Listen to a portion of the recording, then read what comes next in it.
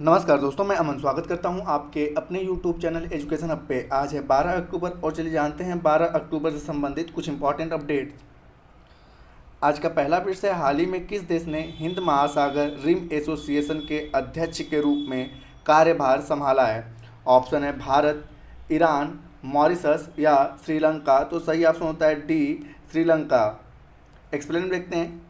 तो श्रीलंका ने हिंद महासागर रिम एसोसिएशन के अध्यक्ष के रूप में कार्यभार संभाला है। हिंद महासागर रिम एसोसिएशन अफ्रीका, पश्चिमी एशिया, दक्षिण एशिया, दक्षिण पूर्व एशिया और ओशिनिया के 23 सदस्य देशों और 11 संवाद भागीदारों का एक अंतर्राष्ट्रीय संगठन है। हिंद महासागर रिम एसोसिएशन की स्थापना वर्ष 1997 में क्षेत्रीय सहयोग और विकास को बढ़ावा देने के लिए किया गया था।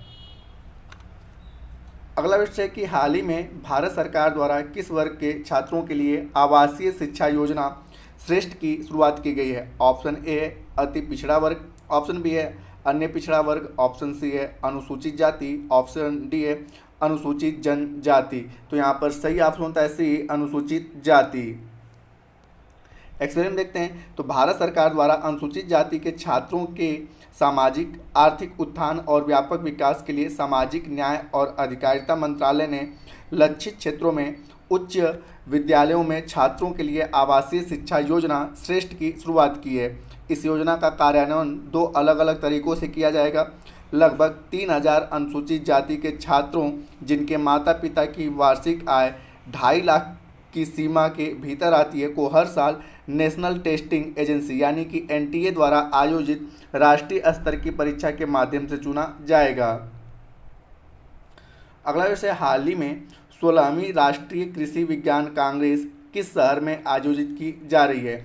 आपके ऑप्शंस हैं पुणे, कोच्चि, लखनऊ या मदुरई। तो यहाँ पर सही ऑप्शन होता है बी, कोच्चि। एक्सप्लेन देखते हैं। तो 16वीं राष्ट्रीय कृषि विज्ञान कांग्रेस कोच्चि में आयोजित की जा रही है। इस कांग्रेस का उद्घाटन केंद्रीय मत्स्य पालन मंत्री पुरुषोत्तम रुपाला ने किया। इस राष्ट्रीय कृषि विज्ञान कांग्रेस का मुख्य उद्देश्य भारत की कृषि खाद्य प्रणाली को टिकाऊ उद्यमों में बदलने के बारे में एक वैज्ञानिक चर्चा तैयार करना है। अगला विषय, हाल ही में सार्वजनिक क्षेत्र की company Bharat heavy electric limited यानी कि भेल के निदेशक के रूप में किसे नियुक्त किया गया है? ऑप्शन ए है बानी वर्मा या रवि प्रकाश या दिनेश शर्मा या अनुराग सिंधवी। तो यहाँ पर सही ऑप्शन होता है ए, वानी वर्मा। एक्सप्लेन देखते हैं।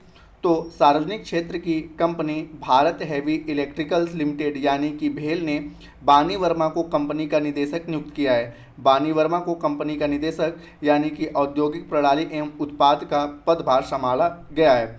इससे पहले वानी वर्मा बेंगलुरु में कंपनी की इलेक्ट्रॉनिक डिवीज़न विनिर्माण यूनिट का नेतृत्व कर रही थी। भेल भारतीय केंद्रीय सार्वजनिक क्षेत्र का सबसे बड़ा बिजली उत्पादक उपकरण निर्माता कंपनी है। अगला विषय, हाल ही में भारत और किस देश के बीच 6 समझौता ज्ञापन पर हस्ताक्षर किए गए हैं? ऑप्शन है रूस, मलेशिया, तंजानिया या सऊदी अरब। तो यहाँ पर सही ऑप्शन होता है सी, तंजानिया।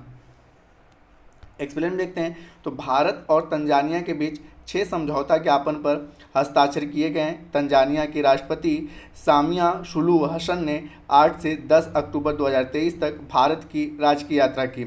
इस दौरान खेल, समुद्री उद्योग और सांस्कृतिक आदान प्रदान के क्षेत्र में 6 समझौता ज्ञापन पर हस्ताक्षर किए गए। इसमें तंजानिया में एक औद्योगिक पार्क स्थापित करना, डिजिटल परिवर्तन के लिए जनसंख्या पैमाने पर लागू सफल डिजिटल समाधान साझा करना और व्हाइट शिपिंग जानकारी साझा करना भी शामिल है। अगला विषय, हाल ही में किस देश के राष्ट्रपति सामिया सुलूहु हसन जेएनयू द्वारा डायरेक्टर की मानद उपाधि प्राप्त करने वाली पहली महिला बनी है? ऑप्शन है ब्राज़ील, ऑप्शन बी है तंजानिया, ऑप्शन सी है लेबनान और ऑप्शन डी है केन्या। तो यहाँ पर सही ऑप्शन होता है बी, तंजानिया। एक्सप्लेन देखते हैं। तो तंजानिया की राष्ट्रपति सामिया सुलुहु हसन को जवाहरलाल नेहरू विश्वविद्यालय यानी कि जेएनयू द्वारा डायरेक्टर की मानद उपाधि से सम्मानित किया गया है। वह इस सम्मान से सम्मानित होने वाली पहली महिला बन गई हैं। तंजानिया की राष्ट्रपति इस समय अपनी 4 दिवसीय यात्रा 4 दिवसीय भारत की यात्रा पर हैं। अगर तंजानिया की बात की जाए तो तंजानिया जो है पूर्वी अफ्रीका का एक देश है। तंजानिया की राजधानी डोडोमा है और तंजानिया की मुद्रा का नाम है तंजानिया शिलिंग। अगला विषय, हाल ही में किस बैंक ने ओएनडीसी नेटवर्क गिफ्ट कार्ड पेश किया है? ऑप्शन है S bank, UCO bank, HDFC bank या आईडीएफसी बैंक। तो यहाँ पर सही ऑप्शन होता है ए, यस बैंक। एक्सप्लेन देखते हैं। तो एस बैंक ने ओएनडीसी नेटवर्क गिफ्ट कार्ड जारी करने वाला देश का पहला बैंक बना है। Open network for digital commerce यानी कि ओएनडीसी के साथ साझेदारी का मुख्य उद्देश्य भारतीय उपभोक्ताओं के लिए खरीदारी के अनुभव को बदलना है। अगला विषय, हाल ही में संस्कृति मंत्रालय ने विशेष स्वच्छता अभियान 3.0 के अंतर्गत स्वच्छता के लिए देश भर के कितने स्थलों को चिन्हित किया है? ऑप्शन है 345, 405, 449 या 470। तो यहाँ पर सही ऑप्शन होता है सी, 449। एक्सप्लेन देखते हैं। तो संस्कृति मंत्रालय ने विशेष स्वच्छता अभियान 3.0 के अंतर्गत स्वच्छता के लिए देश भर के 449 स्थलों को चिन्हित किया है। इस अभियान का पहला फेज 15 सितंबर से 30 सितंबर 2023 तक चलाया गया था। यह विशेष स्वच्छता अभियान 3.0 के दूसरे फेज की शुरुआत 2 अक्टूबर से किया गया है। इसके दूसरे फेज के तहत साफ सफाई करने के लिए देश भर के 449 स्थलों की पहचान की गई है।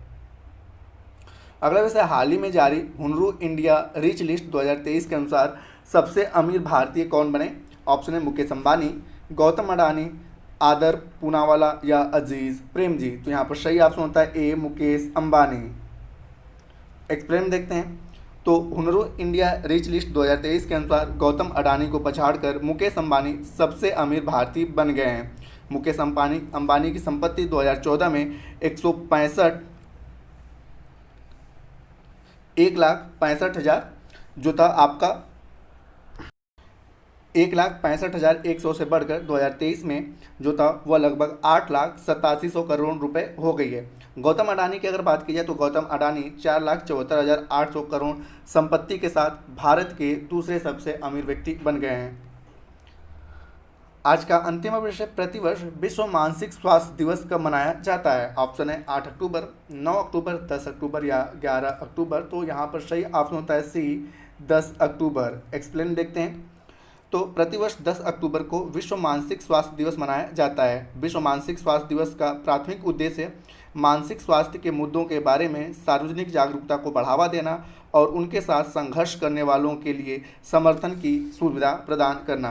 पहली बार विश्व मानसिक स्वास्थ्य दिवस 10 अक्टूबर वर्ष 1992 में मनाया गया था। विश्व मानसिक स्वास्थ्य दिवस 2023 की थीम मानसिक स्वास्थ्य एक सार्वभौमिक मानव अधिकार है रखा गया है। मानसिक स्वास्थ्य के लिए विश्व संघ के अध्यक्ष डॉक्टर नासिर लोज हैं और विश्व मानसिक स्वास्थ्य विश्व संघ की स्थापना वर्ष 1948 में की गई थी। तो दोस्तों ये थे आज के करंट अफेयर्स के अपडेट। अब समय है पिछले सेशन में पूछे गए क्वेश्चन का आंसर देने का। तो पिछले सेशन में आपसे पूछा गया था कि प्रतिवर्ष भारतीय विदेश सेवा दिवस कब मनाया जाता है, तो जिसका सही उत्तर था 9 अक्टूबर। तो जिन्होंने भी सही उत्तर दिया उनके लिए बधाई। अब समय है आज के प्रश्न का।